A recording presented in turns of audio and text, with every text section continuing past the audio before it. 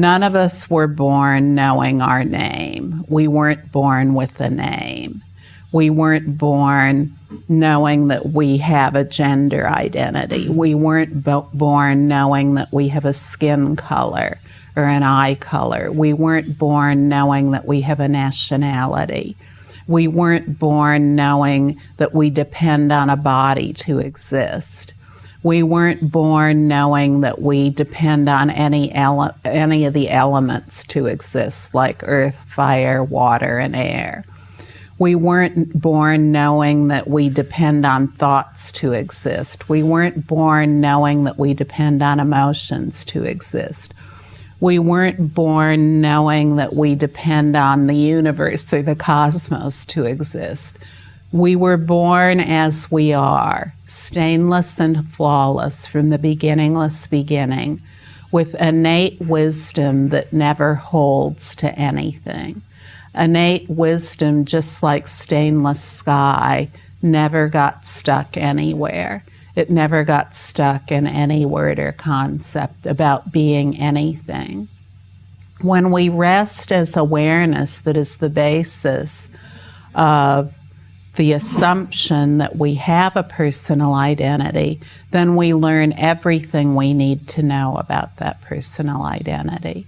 Otherwise, we'll be lost in a lot of tangents about what that personal identity is. We'll say, oh, this personal identity, it really is something. And in order to realize my true nature, I need to smash this personal identity out of existence. Like a glass, I need to throw it against the wall and smash it to smithereens until it can't be seen anymore. Where there's never been a personal identity, all this involvement with a personal identity just leads to more substantialization of a personal identity. So if we're examining our thoughts and trying to make them into better thoughts, and we're examining our emotions and trying to make them into better emotions, and examining our experiences and trying to make them into better, more positive, more right experiences, then all of that involvement reinforces the sense of a personal identity. The most that can happen with that approach is to neutralize thoughts, emotions, and experiences. However, the neutralization of thoughts, emotions, and experiences all exists within causation. It exists within time and space.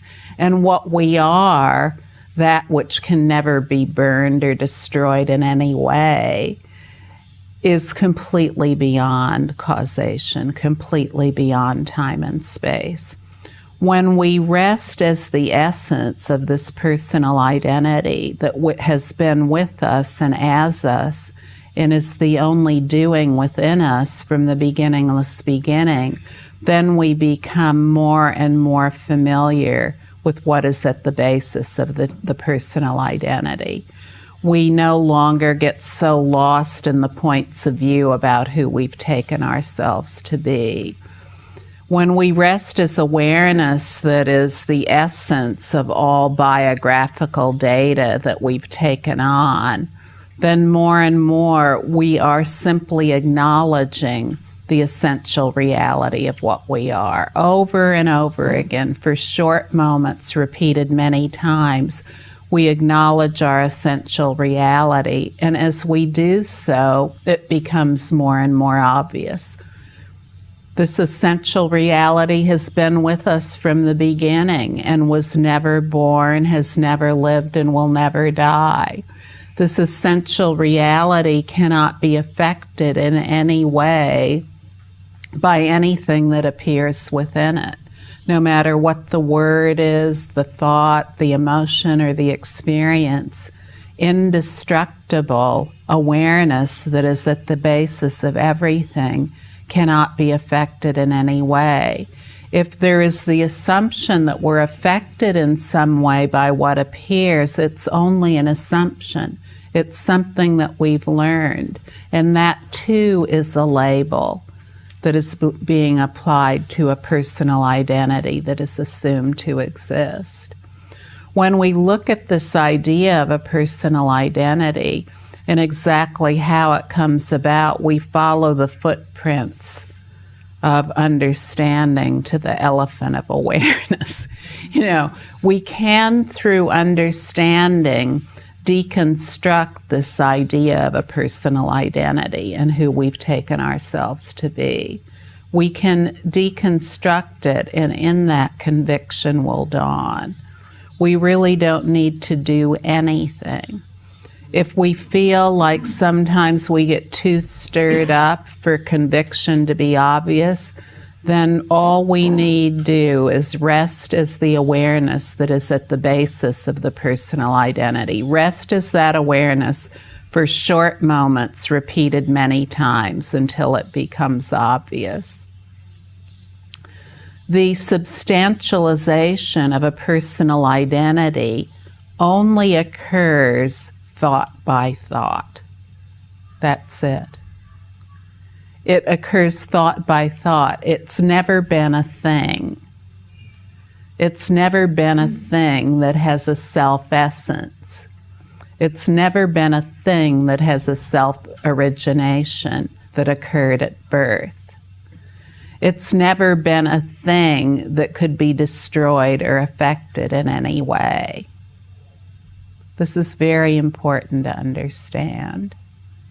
This is really all that we need to understand. In resting as the awareness that is the source of the pure phenomena of each thought, then it becomes more and more obvious that awareness is the ultimate meaning and the ultimate aspect of the thought. Otherwise, we'll get lost in the label. Each thought has two aspects: the label, whatever we've been using to describe it, and this ultimate essence that is the entirety of its basic space. In understanding the personal identity as insubstantial in its own right, in other words, it has no own being. It has no self-essence. It has no self-origination. In understanding this so conclusively about the personal identity, it's easier for us to rest as awareness and not hold on to or try to keep a personal identity. As stated, a personal identity only seems to be thought by thought. When thought by thought we make the most important choice to rest as the awareness that is the basis or essence of all thoughts, then the reality of our true being, the ease of our true being, becomes more and more obvious. Now, what about all these labels? We've looked at the personal identity a little bit, and we've concluded that the personal identity has no self-origination, no self-essence, no own being. What about all the other labels that are subsequent to this label, this point of view of the personal identity? All the other labels are equal to the personal identity label or point of view. So all points of view are included within this all-encompassing pure view of awareness. And all the points of view, whether it's a personal identity or any of the other labels or points of view we're applying to the point of view of a personal identity, all these are absolutely equal in being the pure phenomena of the originally pure basic space of awareness.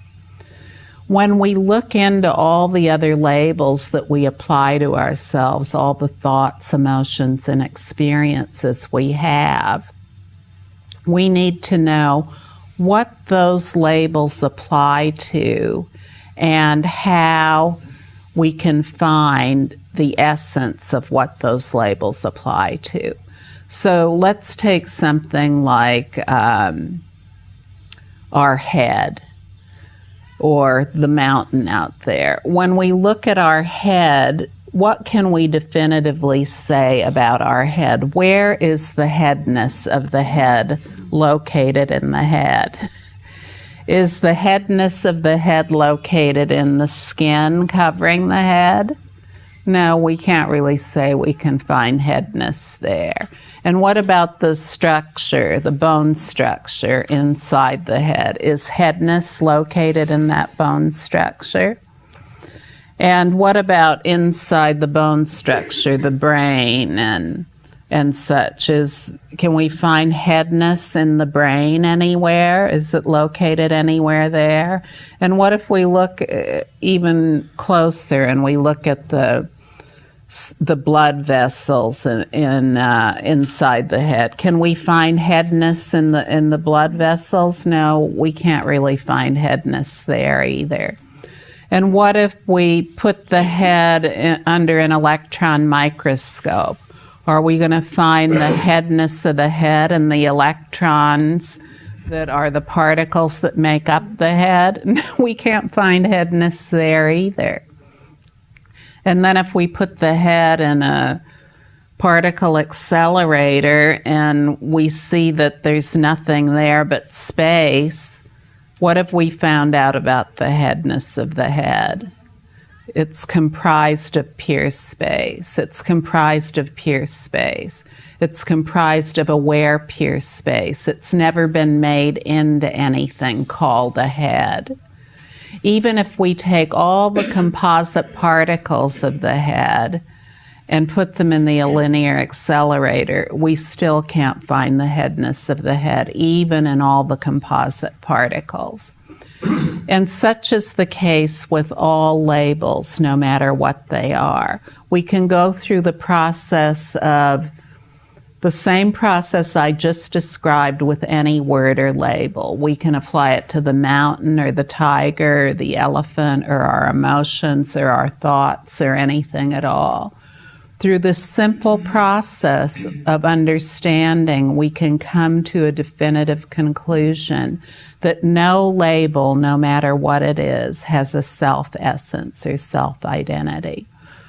Then we can ask ourselves, well, what about all my experiences that I have, my sensations that occur through the eye and the ears and all the other senses?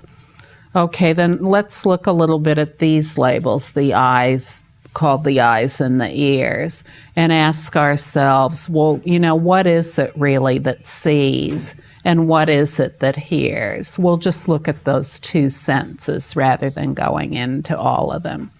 When we ask ourselves what sees, many of us have learned that it's our eyes that sees. And through a biological process involving the eyeballs and the optic nerve and the brain, then we see. So, where exactly does seeing occur in any of that I've just described that we learn that we are? Does seeing occur anywhere in the eyeball? Does it occur in the retina? Does it occur in the pupil? Does it occur in the iris? Can we really say that seeing occurs in the optic nerve? Can we really say that seeing occurs in the brain? And can we say that it occurs in a composite of all of these? If you still think seeing occurs there, then what sees when you're asleep at night in a dream? So you see, when we look into all these things that we've taken to be so solid and so stable, it's easier to see that what sees is beyond the eye. It's beyond the biological mechanism. It's beyond what's going on with the body and its senses. When we're asleep at night and our eyes are completely closed, we have all kinds of things occur in the dream. And what is it that is the doing of the dreaming, the doing of the waking, and the doing of the sleeping equally? It's awareness. The doing of seeing is awareness. All seeing occurs due to awareness and nothing else. And the same with the ears. What is it that hears? Where exactly is hearing occurring? Is it occurring in the skin of the ear? Is it occurring in the cartilage of the ear? Is it occurring in the blood vessels and corpuscles of the ear? Is it occurring in the auditory canal or in the eardrum? And if you still think that hearing is occurring there and with the process in the brain, then what hears when you're sound asleep at night? When none of the sensory mechanisms that you've taken to be the doer are alive and active. What hears in that dream? Is it the ear and all its processes that's hearing all of the dream images and the fantastic events that are going on that are completely beyond anything that could ever be imagined? So in this way, we can come to a conclusive understanding both about personal identity and the labels that we use to describe the fearful consequences associated with having a personal identity. Because once we decide we have a personal identity, we have all kinds of fearful consequences associated with being that personal identity. If we are thinking that a personal identity is holdable and keepable in some way, then we immediately establish personal consequences, and many of them are very fearful. So we get lost in a lifestyle of hope and fear, of hoping that certain things will happen and fearing that they won't, or fearing that certain things will happen and hoping that they won't.